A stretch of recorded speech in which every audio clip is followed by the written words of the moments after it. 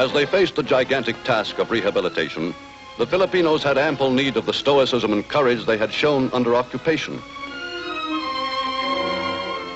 With supplies drastically depleted, food allowances had to be restricted to the barest minimum, and the hunt for enough nourishment to keep alive became an endless preoccupation of city dwellers. To start the monumental task of reconstruction, as well as to create employment, the Philippine government set out, with the help of the U.S. Army, to enroll available workers in a temporary labor pool. Thousands of men signed up for an intensive course of training in American Army engineering methods and were employed all over the islands, clearing the debris of war to make way for the establishments of peace.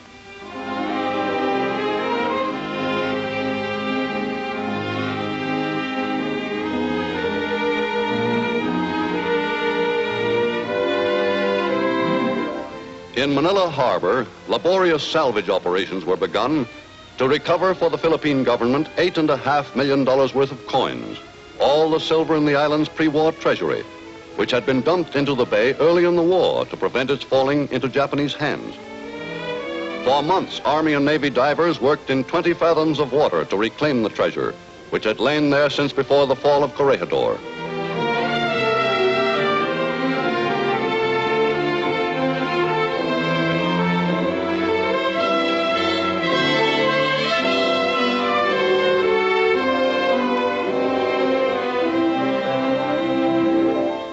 First step in reorganizing the financial life of the islands was to restore banking facilities and make possible the ordinary business transactions of peacetime.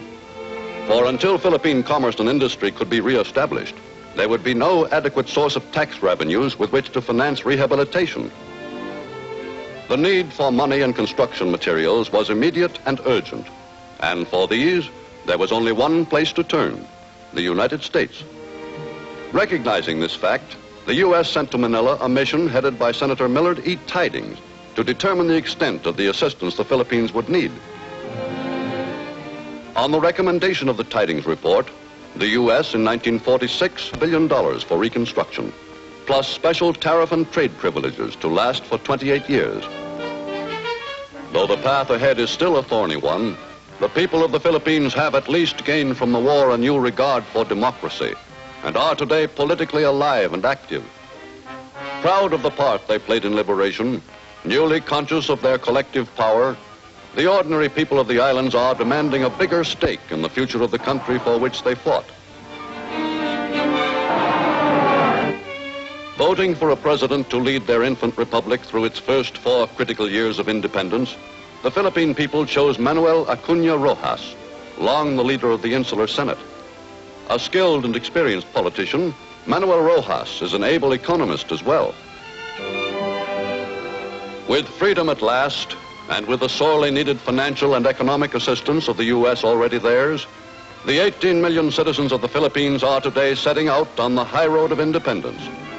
Aware as never before of their national identity, they are determined to make for themselves a respected place in the family of free and independent nations.